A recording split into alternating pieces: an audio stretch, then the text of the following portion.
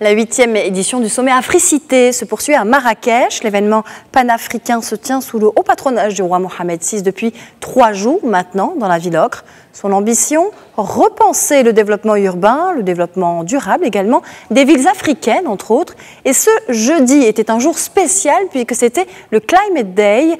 Par ailleurs, plusieurs accords ont été signés entre collectivités du continent. Et on rejoint tout de suite sur place pour en parler notre envoyé spécial, Ilham Berada. Bonsoir. Bonsoir Nadia. Alors vous allez nous parler de ce 3e jour du sommet Africité, le Climate Day. Et je crois que vous n'êtes pas toute seule. Comme d'habitude, oui Nadia. Effectivement, donc c'était une journée sous le thème aussi donc de changement climatique, mais également donc des jeunes le matin. Donc il y avait tout un débat donc sur les enjeux du changement climatique et le développement durable donc des capitales africaines. L'après-midi, c'était aussi la place des jeunes. On aura l'occasion d'en parler bien évidemment avec mon invité qui est Monsieur Vincent Ncho, qui est le vice-gouverneur donc de la ville d'Abidjan. Monsieur Ncho, bonsoir. Bonsoir. Alors, merci d'avoir accepté notre invitation. Donc, ma première question, puisque aujourd'hui c'était le Climate Day, il y avait des rencontres sur ça, sur cette thématique. Alors, justement, le développement des villes territoriales est aujourd'hui donc tributaire de ce changement climatique. Comment vous faites face justement à ces questions-là? Alors, Abidjan, qui est une grande agglomération de 6 millions d'habitants, avec une proportion de jeunes, subit ces effets.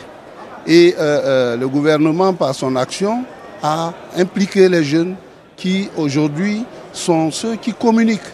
Parce que cette lutte-là passe par la communication pour changer nos manières de faire. Et nos jeunes sont en première ligne. Nos jeunes, aujourd'hui, se sont organisés dans des curages de caniveaux pour traiter l'environnement. D'autres même sont allés à créer des start-up pour transformer les déchets ménagers qui jonchaient. Et aujourd'hui, ils transforment ces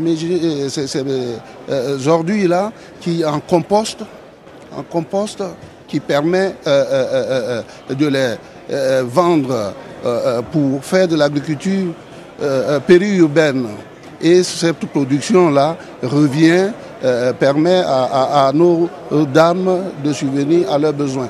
Donc aujourd'hui, nos jeunes sont mobilisés. Nous avons des actions parce que nous disons qu'il faut toucher au mental. Donc c'est à la base que nous commençons cette action. Nous avons des actions dans nos écoles primaires pour apprendre nos enfants à avoir un comportement éco-citoyen. Et aujourd'hui, nous avons une coopération avec la ville de Nice où il est essentiellement question de changement climatique. Et lorsque vous voyez ce que nos enfants produisent, les conseils que donnent nos enfants, nous disons que nous avons de l'espoir et nous gagnerons ce combat-là. Monsieur le vice-gouverneur, Monsieur Ncho, alors justement, face à ces changements climatiques, il y a aussi la réponse de nos traditions africaines, parce que l'Afrique s'est toujours acclimatée à tous les changements. Qu'est-ce qui fait justement la force et le pouvoir de cette Afrique-là, capable de s'acclimater à toutes les situations, même quand elles sont dangereuses et qu'elles portent quand même de grands enjeux de développement? Mais c'est l'essence même de l'Africain. L'Africain a appris à élever des défis. Parce que nous, la technologie, nous n'en connaissons pas. Mais nous avons toujours vécu avec nos moyens propres, comment nous réussissons à transformer. Et aujourd'hui, avec l'apport de NTIC, mais nous ne faisons qu'adapter.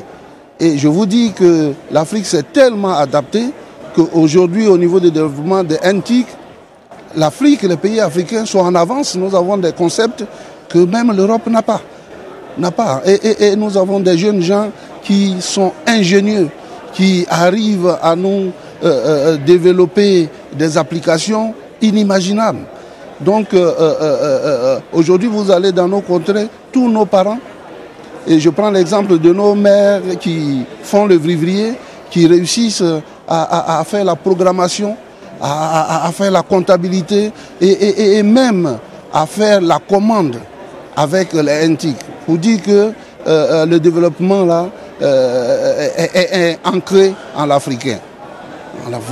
C'est vrai que nous avons des comportements que nous devons changer par rapport à la lutte.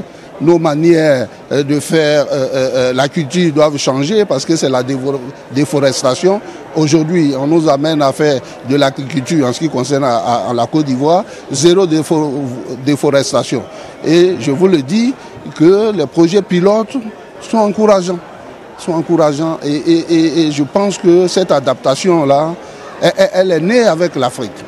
Elle est née avec l'Afrique et avec le soutien de nos politiques, de nos États qui aujourd'hui accompagnent. Parce qu'on pensait que les effets du changement climatique, c'était ailleurs. Mais nous les vivons. Nous, à Abidjan, vous avez vu voir, nous avons eu des inondations avec des pertes en vie humaine.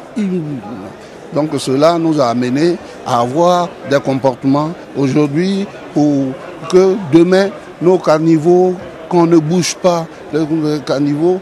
Nous avons eu la semaine de la paix où il y a eu un planting d'arbres sur tout le territoire de la Côte d'Ivoire avec le chef de l'État.